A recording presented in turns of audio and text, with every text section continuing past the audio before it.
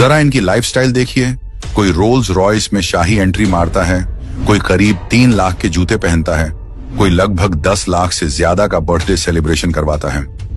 सच में आज हमारे देश में पिछड़ों का इस्तेमाल करके उनके जज्बात से खेलकर अरबपति बनना उतना ही आसान है जितना बिजनेस करके अरबपति बनना मुश्किल। अब देखिए चंद्रशेखर आजाद रावण को, जिन्हें सांसद बने अभी 1 साल भी नहीं हुआ, और जनाब अमेरिका में लगभग नीता अंबानी के गाड़ी जितनी महंगी करीब 6 से 7 करोड़ रुपए की रोल्स रॉयस में सैर कर रहे हैं। भारत में दलितों की हालत पर आंसू बहाकर वोट मांगते हैं और फिर उन्हीं वोटों की वैल्यू को डॉलर में बदलकर अमेरिका की सड़कों पर रईसी का जुलूस निकालते हैं। ये वही नेता जिन्होंने आर्थिक रूप से कमजोर लोगों को 10% कोटा देने के मोदी सरकार के फैसले का विरोध किया था। फिर आते हैं आम आदमी क्रांति वाले केजरीवाल, जो कभी मफलर लपेटकर बोले थे, मैं तो आम आदमी हूँ।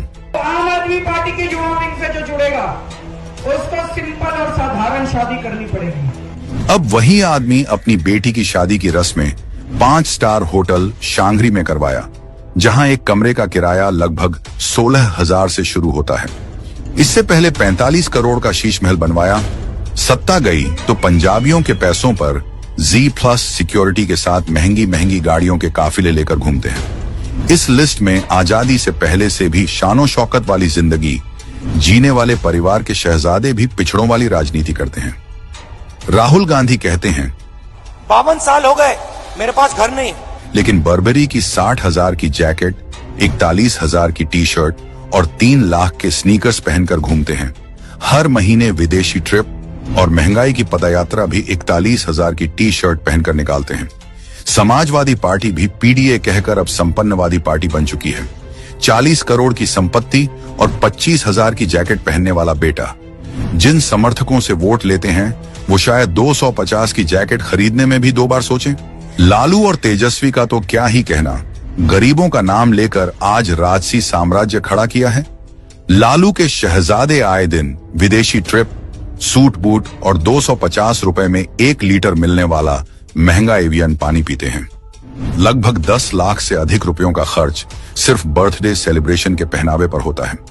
गरीबों और अल्पसंख्यकों के नाम की राजनीति करने वाले ये सारे नेता उनके लिए भले ही कुछ न किया हो, लेकिन खुद का घर भरने में कोई कसर नहीं छोड़ी। 2014 में ओवैसी के पास 4 करोड़ से अधिक की संपत्ति थी, जो 2024 में बढ़कर 19 करोड़ से भी ज्यादा हो गई। इन पर वक्फ की 3,000 करोड़ की संपत्ति हड़पने का आरोप है।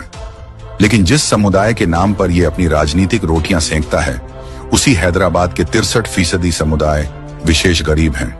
असलियत यह है कि इन नेताओं ने पिछड़ा सिर्फ एक शब्द नहीं, एक सीढ़ी बना ली है जिससे वो सत्ता की ऊंचाई पर चढ़ते हैं। ये लोग कभी वोट के लिए मिट्टी के बेटे बन जाते हैं और चुनाव जीतते ही मर्सिडीज के मालिक।